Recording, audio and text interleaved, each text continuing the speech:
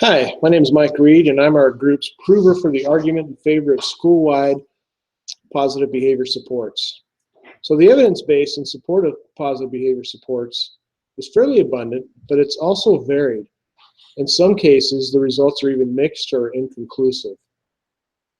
And that's because school-wide positive behavior supports are not just one thing, but many things under one label. There are different levels or tiers, as has already been mentioned. It's usually targeted to specific problem areas. So the interventions in one school are likely to be quite different than those in another school. It's implemented with varying degrees of fidelity. Length of time implemented is another variable.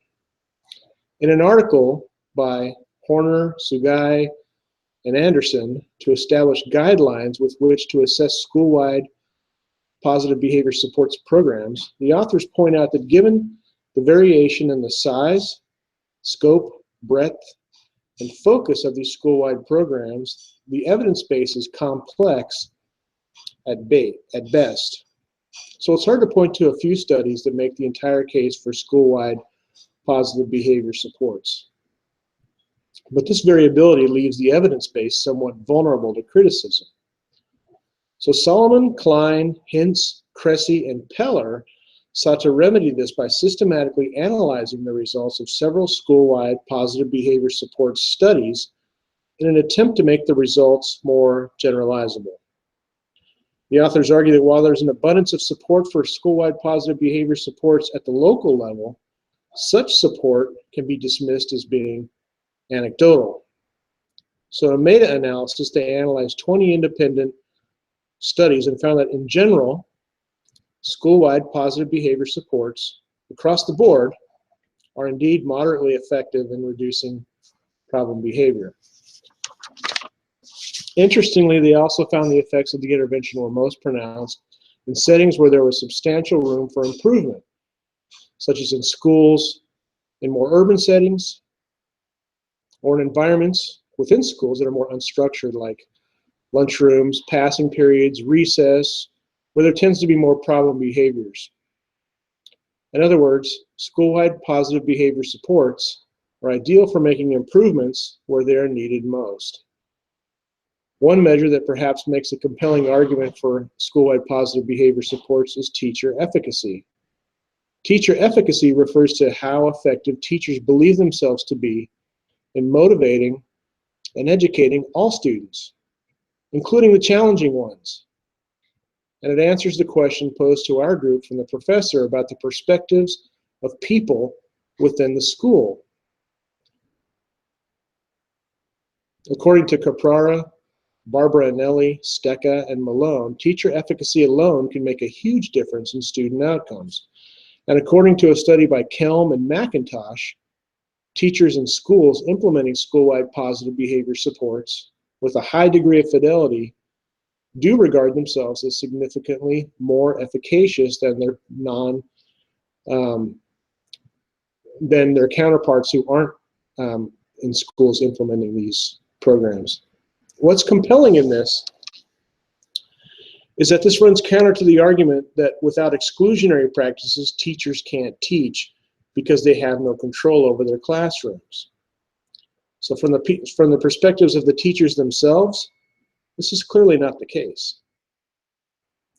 Okay, so for the applicable ABA compliance codes and core ethical principles, I'm going to put up this PowerPoint. Hang on a second. There. Share. And then I'm going to do this right here. And then do this. And I'm going to disappear and talk about this. Okay, so these will answer another question posed to our group by the professor as well about how outcomes relate to the two sides of our debate, at least from the school-wide positive behavior support side anyway. Okay, so doing no harm. Harm is minimized through proper identification and treatment of the actual problems contributing to the behaviors. Students are viewed in terms of their potential for success rather than the problems they present. That's the autonomy piece. Ensures others benefit, not just those who want to be rid of problem behaviors. Also, school-wide positive behavior supports in identifying and treating the true sources of the problem behaviors and their maintaining contingencies ensures we're being just. We are according dignity by recognizing the diversity of the students and their abilities and seeking to bring students in rather than cast them out. Inclusion versus exclusion. And in considering all the factors contributing to behavior, we're ensuring everyone involved is accepting their part in it. And most importantly, we're avoiding punishing individual students for problems that are systemic to the school, which is pretty much unethical, right? So, okay, here under, let me go this slide over here. Under the ethical compliance codes, school-wide positive behavior supports are evidence-based, which ensures code 1.01, that relies on scientific knowledge. It upholds the right to a free and appropriate education to all students to the greatest extent possible. That's 2.05, the rights and prerogatives of clients. It's behavior analytic. That pretty much goes without saying. It's a system-wide intervention, so environmental conditions are definitely a major part of the assessment and the treatment.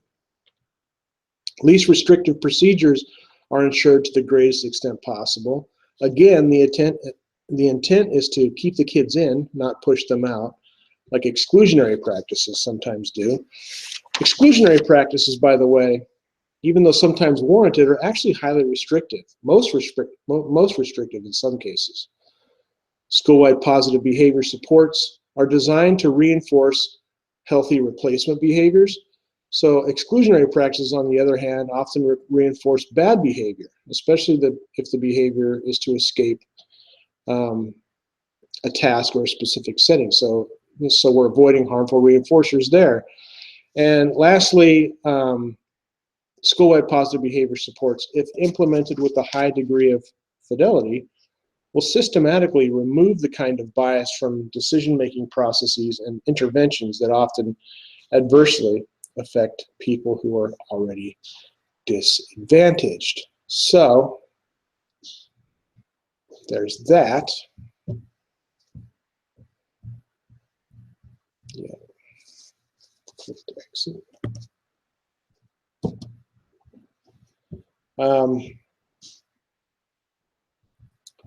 Okay, here I'm back again.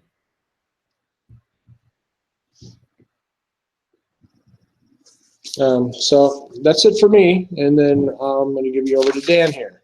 Dan?